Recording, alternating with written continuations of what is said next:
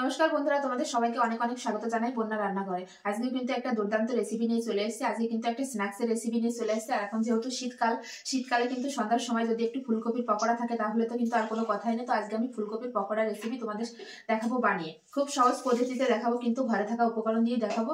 তার জন্য নিয়ে নিয়েছি দেখো দুটো কিন্তু টাটকা ফুলকপি। দেখো একদম টাটকা, দেখলেই তোমরা বুঝতে পারছো। অনেকে ফুলকপি এমনি খেতে চায় না, তবে এভাবে পকোড়া বানিয়ে দিলে কিন্তু না বলবে না, এত সুন্দর হয় খেতে, টেস্টি। তো তার জন্য প্রথমে ফুলকপিগুলো কেটে নেবো আমি। তো ফুলকপি শুধু এই ফুলগুলোই নেব।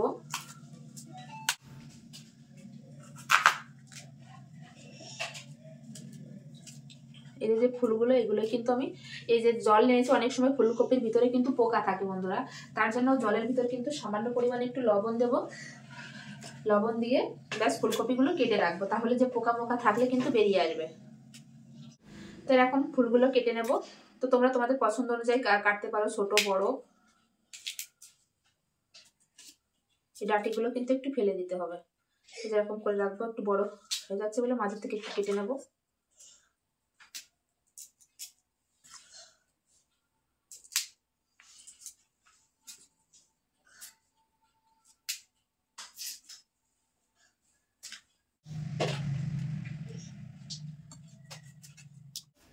দেখো আমি দুটো ফুলকপি কিন্তু কেটে নিয়েছি, আর দেখো এতগুলো হয়েছে। এইগুলো হলেই কিন্তু আজকের রেসিপিটা হয়ে যাবে। তো সব কাটা হয়ে গেছে, এখন এতে একটু ভিজিয়ে রাখবো। ফুলকপি গুলো কিন্তু খুব ভালো করে ধুয়ে নিয়ে এসেছি, আর আমি কড়াইতে কিন্তু একটা জল দিয়ে দিয়েছি। এখন জলের ভিতরে এই ফুলকপি সামান্য পরিমাণে একটু ভাপিয়ে নেব, তাহলে যে ফুলকপির যে গন্ধটা কিন্তু চলে যাবে অনেকটাই। তো সব ফুলকপিগুলো দিয়ে দিছি, এবার আমি ঢাকা দিয়ে দেবো। এখন আমি চাপাটা খুলে দেখবো। দেখো ফুলকপির কালারটা কিন্তু চেঞ্জ হয়ে গেছে, আমার ভাপানো হয়ে গেছে। এখন আমি তুলে নেবো জল ছেটিয়ে। দেখো এরকম ভাপিয়ে নিলে কিন্তু এর যে একটা কাঁচা গন্ধ চলে যায়, খেতেও কিন্তু দুর্দান্ত লাগে।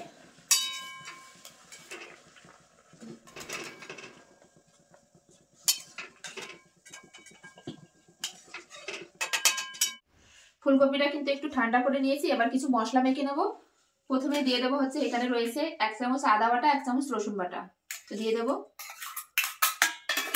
আর দিয়ে দেবো এখানে 1 চামচ কাঁচা লঙ্কা বাটা, দিয়ে দেবো হলুদ গুঁড়ো পরিমাণ মতো, দিয়ে দেবো 1 চামচ জিরে গুঁড়ো, আর 1/2 চামচ দেবো ধনে গুঁড়ো। এখানে রয়েছে 1/2 চামচ গোলমরিচ গুঁড়ো, দিয়ে দেবো। আর এখানে নিয়েছি আমি চিলি ফ্লেক্স, এটা দিলে কিন্তু খেতে ভালো লাগে খুবই, তো এটা দিয়ে দেবো। আর দিয়ে দেবো টক ঝাল মিষ্টি একটা ফ্লেভারের জন্য দিব টমেটো সস, আর স্বাদ অনুযায়ী লবণ। তো এটা দিয়ে খুব ভালো করে মেখে নেব ফুলকপির সঙ্গে।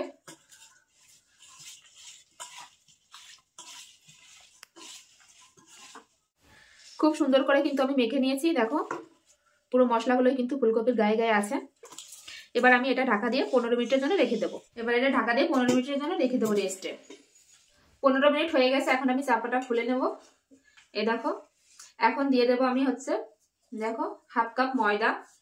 তোমরা এখানে চালের গুঁড়োও দিতে পারো ময়দার বদলে, তবে ময়দা দিলে বেশি ভালো হয় খেতে। অল্প অল্প দেবো আর মাখবো।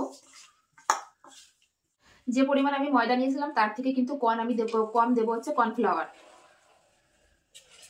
এবার কিন্তু আমি অল্প অল্প জল দিয়ে মেখে নেব, সামান্য পরিমাণ একটু জল দিয়ে মেখে নেব। অল্প অল্প জল দিয়ে মাখবো, যাতে বেশি জল দিলে কিন্তু আবার পাতলা হয়ে যাবে,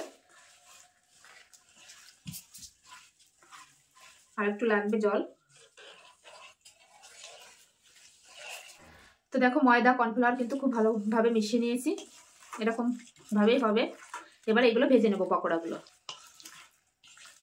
তো দেখো এই সাইডে আমি মাখিয়ে দিয়েছি, আর এই সাইডে কড়াইতে কিন্তু আমি তেল গরম করতে বসিয়ে দিয়েছিলাম। তেল কিন্তু হালকা গরম হয়ে গেছে। এখন এই ফুলকপি পকোড়াগুলো দিয়ে দেবো, একটা একটা করে দেবো আমি।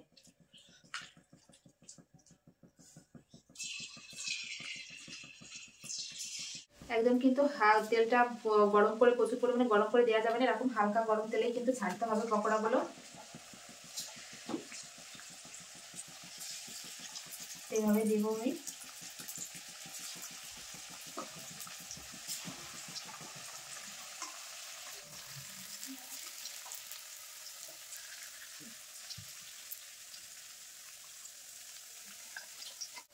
তো দেখো হালকা হাতে কিন্তু আমি ভেজে নিচ্ছি। এবার একটু উল্টে দেবো, উল্টে পাল্টে। দেখো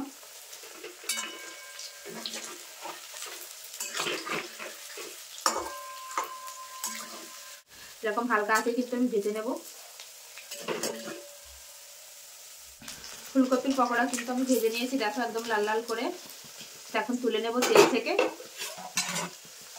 দেখো কত সুন্দর হয়েছে বন্ধুরা।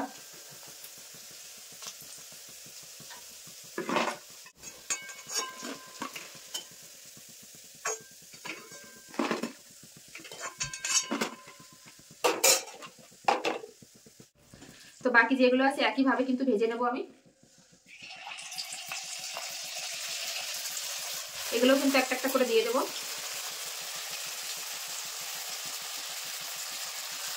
আর এইভাবে বানালে কিন্তু বাচ্চা থেকে বয়স্ক সবাই কিন্তু খুবই পছন্দ করবে বন্ধুরা।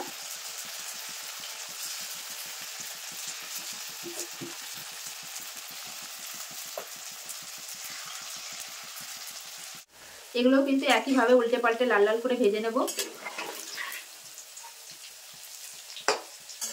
এই ফুলকপির পকোড়াগুলো কিন্তু আমি লাল লাল করে ভেজে নিয়েছি, দেখো। এবার তুলে নেব। দেখতে দেখো কত সুন্দর হয়েছে বন্ধুরা, একদম মুচমুচে পকোড়া।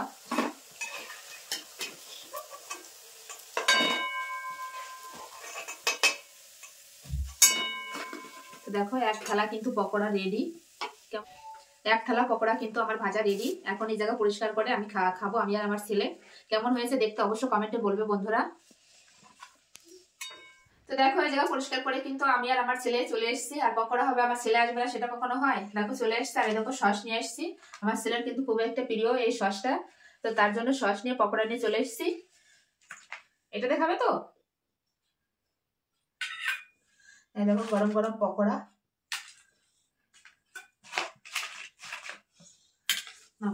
আমি আর আমার ছেলে এখন খাবো।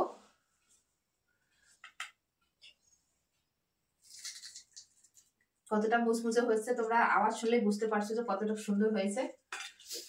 এবার আমি খাবো। দেখো সস ভরিয়ে খেতে কিন্তু খুবই ভালো লাগে।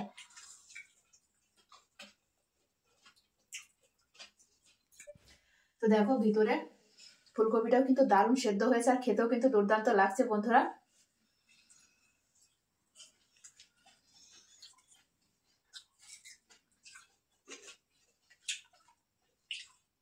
এরকম যদি সন্ধ্যার সময় এরকম ফুলকপির পকোড়া থাকে তাহলে তার কিছুই লাগবে না বন্ধুরা চার সঙ্গে।